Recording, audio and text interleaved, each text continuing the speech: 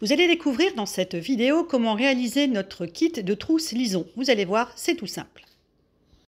Découpez les deux faces de la trousse et les languettes au ras du velours imprimé. La marge de couture de 8 mm est incluse.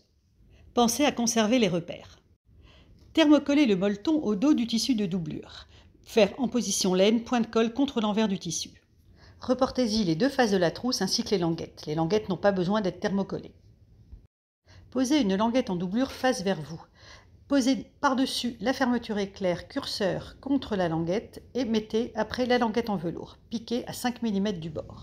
Faites la même chose des deux côtés.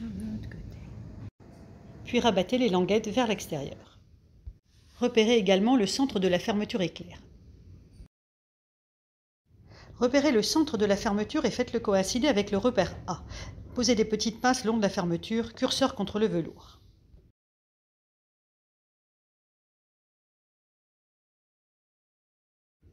Piquez tout le long en utilisant de préférence un pied spécial fermeture éclair. Un petit outil peut vous aider à négocier les arrondis. Faites la même chose avec l'autre face de la fermeture en faisant bien coïncider les repères. Posez des petites pinces et piquez comme précédemment. C'est ici qu'il faut faire bien attention. Posez la doublure envers vers vous et posez sur le repère opposé. Vous prenez ainsi la fermeture éclair en sandwich. Posez des pinces tout du long et piquez avec le pied fermeture éclair par-dessus votre précédente couture.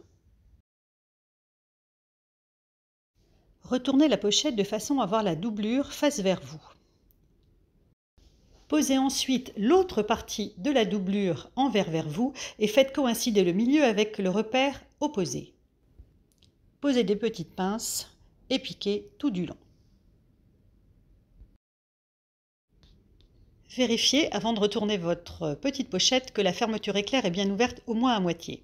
Puis retournez la pochette de façon à avoir d'un côté la doublure et de l'autre côté le velours. Puis piquez les petits côtés de part et d'autre de la fermeture éclair. Piquez ensuite les grands côtés. Attention, laissez une petite ouverture côté doublure. Et fermez également l'autre côté en partant de l'angle jusqu'à la fermeture.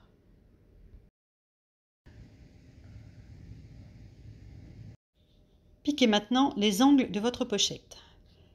Il suffit de poser les coutures l'une en face de l'autre, d'ouvrir les coutures et de faire cette petite piqûre aux quatre coins de la trousse.